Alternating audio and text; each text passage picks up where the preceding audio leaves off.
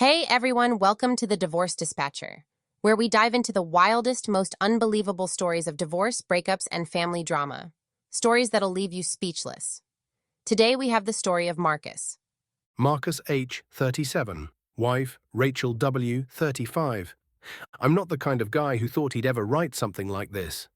I work in IT, I'm a dad of two, I fix broken printers and cut the grass on Saturdays. I'm not dramatic, but what I found in our garage one night changed the entire story of my marriage. And once I pulled the first thread, the whole thing unraveled into lies, betrayal, and something so much darker than I could have imagined. This is what really happened. Rachel and I had been married for 12 years. We met in our mid-20s, both working corporate jobs in Dallas. She was the bright, polished, Type A marketing manager who ran 10Ks for fun. I was the quiet, more reserved tech guy who admired her confidence from the cubicle next door. We balanced each other, that's what everyone said. And from the outside, we had it all. A beautiful house in the suburbs, two kids ages 7 and 10, a golden retriever, couples trips to the Bahamas and Aspen, holiday cards with coordinated outfits. People told us we were goals.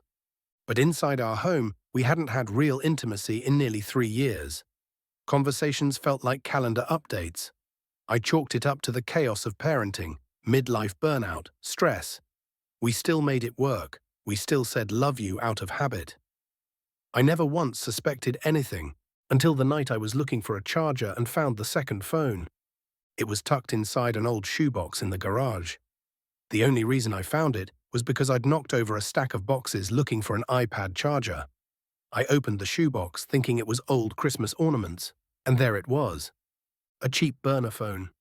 The battery still warm, I powered it on, and I froze.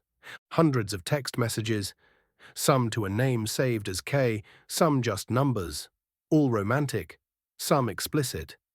But what stopped my breath were the photos.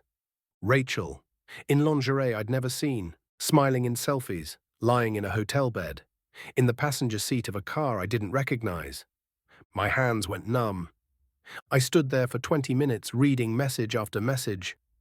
I wish I could fall asleep in your arms again. You're the only one who really sees me. He still has no idea. That's me. Divorce dispatcher, what do I do when I've just discovered a second phone with evidence of a long-term affair? Does this change anything legally in divorce or custody if I choose to confront her? Divorce Dispatcher is here, you rang. Marcus, what you found isn't just emotional betrayal, it's premeditated deception. The hidden phone shows clear intent to lie, conceal, and live a double life. That can absolutely be relevant in custody battles, especially if she was sneaking off during times she was responsible for the kids. Asset division, if marital funds were used for hotels, gifts, or covering up this affair. Credibility in court, she's established a record of deception that could affect how a judge sees her overall reliability. You need to document everything: screenshots, phone logs, dates before confronting her. Emotions will run hot, but legal leverage comes from facts. That night, I didn't sleep. I copied everything to my personal drive, took photos of every text, every image, backed it all up. The next morning, I told her we needed to talk. She looked scared, like she already knew what I'd found. I held up the phone. She sat down, silent, staring at the floor, and then, without a single excuse or denial, she said, I fell in love with someone else. "Who is he?" It doesn't matter. "It does if he's been around my kids." He hasn't, I swear. It was always when I traveled for work. "So it's been going on how long?" Almost 2 years. I asked her why, what I did wrong, what I missed. She said I was a good father, a good man. But she felt invisible, said I was distant, distracted, that I stopped seeing her years ago. I was flawed. I'd been working 60-hour weeks trying to keep us afloat during COVID layoffs. I didn't stop seeing her. I stopped seeing myself. She begged me not to tell the kids yet, said she needed time to figure things out. That night, I moved into the guest room. 2 weeks later, I found out who Kay really was. Not a co-worker, not some stranger. Her boss, married, 2 kids of his own. His wife and Rachel had met. She had sat at my dinner table. She didn't just lie to me. She brought this into my home, smiled in photos, waved at school pickup, all while texting him under the table. I found out they'd taken at least 4 work trips together, 2 of which were actually weekend getaways. That was it for me. I called a lawyer, told her we were headed for divorce. Rachel didn't fight me. She cried. She apologized, said she was broken, that she never meant for it to go this far, but she never denied it. She agreed to move out of the house temporarily. We agreed on a temporary 50-50 custody while the court proceedings started. The kids didn't know the full story, but they knew Mom and Dad were no longer okay. I thought that was the end.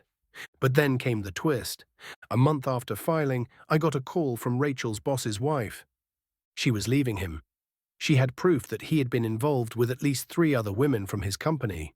Rachel was just one of many. She emailed me screenshots of messages from him talking about Rachel like she was a fling, just someone to blow off steam with. My heart sank. Rachel had been played, and I could see it on her face when I showed her. She was devastated, not because he was cheating, but because she truly believed it meant something.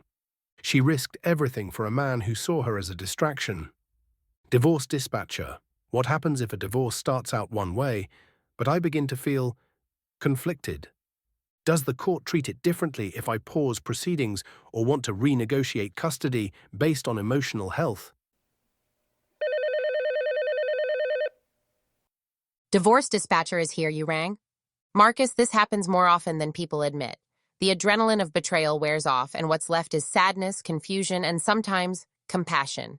If you want to pause proceedings, you can. It's your right. Just know, custody terms can always be updated later based on co-parenting success or failure.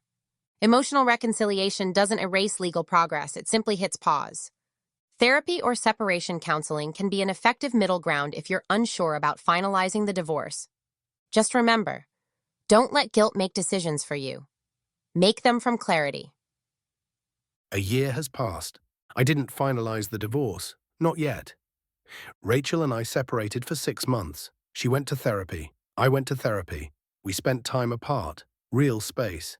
We focused on being parents first, not on being married. We had hard conversations, emotional ones, honest ones. And somewhere in the quiet, we found something we hadn't had in years. Respect. I'm not saying we're back together fully, but we're talking. We're co-parenting well. We're not lying to each other anymore. Some days I think we'll try again. Some days I'm not so sure, but what I know for certain is this. The man I was a year ago would have burned everything down. The man I am now, he's just trying to rebuild something honest, from whatever pieces are still standing. Divorce dispatcher signing off. You rant, I dispatch.